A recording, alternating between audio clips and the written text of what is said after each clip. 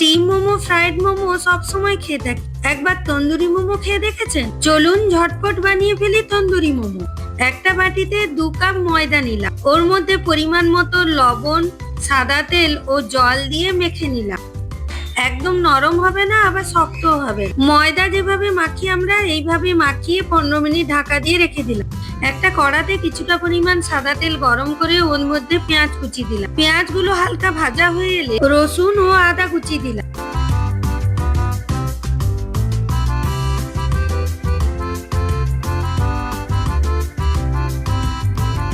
অল্প কাঁচা লঙ্কার কুচি দিয়ে নেড়ে নিলাম। এবার ওর মধ্যে গাজরের কুচি, কুচনো বাঁধাকপি দিয়ে হালকা নেড়ে নিলাম। এবার ওর মধ্যে দিয়ে দিলাম বোনলেস চিকেন কিমা, অল্প ধনেপাতার কুচি, পরিমাণ মতো লবণ, সয়া সস, গোলমরিচের গুঁড়ো ও গ্রিন চিলি সস অল্প দিয়ে ভালো করে মিশিয়ে নিলাম। এবার ঢাকা দিয়ে 10-15 মিনিট রান্না করব। এবার ছোট ছোট লেচি কেটে বেলে নিয়ে ওর মধ্যে ঠান্ডা করা পুরটা ওর মধ্যে দিয়ে দেব। এবার মোমোর শেপ করে নিচ্ছি, তবে লেচিটা পাতলা বেলবেন না, যেহেতু এটা ফ্রাই করা হবে হালকা মোটা করে বেলতে হবে, না হলে কিন্তু ফেটে যেতে পারে। এবার একটি কড়াতে তেল গরম করে বিভিন্ন শেপের মোমোগুলোকে ফ্রাই করে নেব।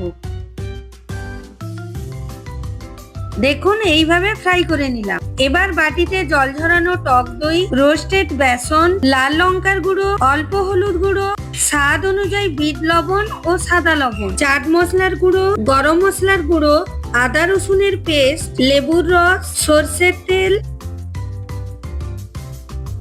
কসুরি মেথি পাতা দিয়ে ভালো করে ফেটিয়ে মিশিয়ে নিলাম।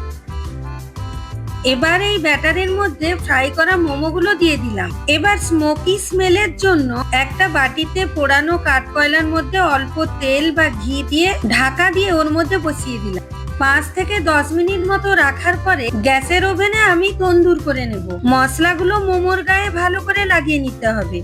বেশিক্ষণ ম্যারিনেট করে রাখলে মোমোগুলো কিন্তু নরম হয়ে যাবে।